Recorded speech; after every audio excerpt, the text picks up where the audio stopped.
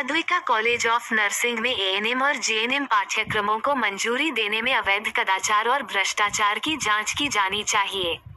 Nursing board में एक बड़ा रैकेट चल रहा है कि उन्होंने अवैध कदाचार और भ्रष्टाचार के माध्यम से फर्जी 100 बिस्तरों वाले अस्पताल के आधार पर परमिट दिए हैं।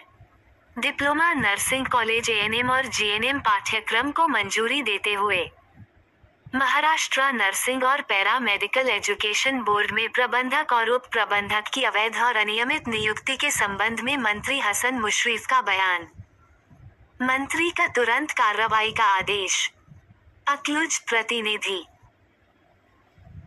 महाराष्ट्र नर्सिंग और पैरा मेडिकल एजुकेशन बोर्ड में प्रबंधक और उप प्रबंधक की अवैध और अनियमित नियुक्ति के संबंध में निजी नर्सिंग स्कूल और कॉलेज प्रबंधन एसोसिएशन महाराष्ट्र राज्य के समन्वयक की ओर से महाराष्ट्र राज्य के चिकित्सा शिक्षा और फार्मेसी मंत्री और महाराष्ट्र नर्सिंग के अध्यक्ष और इस संबंध में paramedical education board Mumbai Hasan Musharraf की ओर से बयान दिया गया है।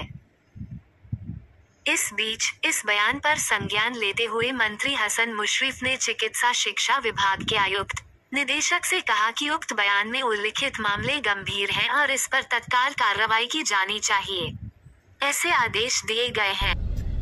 श्रीमती छाया लाड यांचे एक स्वतःचे नर्सिंग कॉलेज आहे।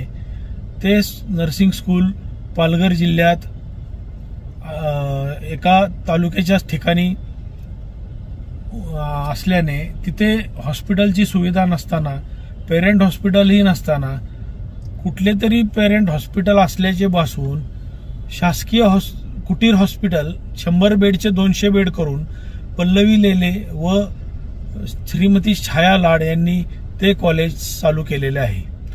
त्या कॉलेजची चौकशी होऊन त्याचा रिपोर्ट शासन दरबारी प्रलंबित आहे। त्याच्यावरही अद्याप कारवाई झालेली नाही।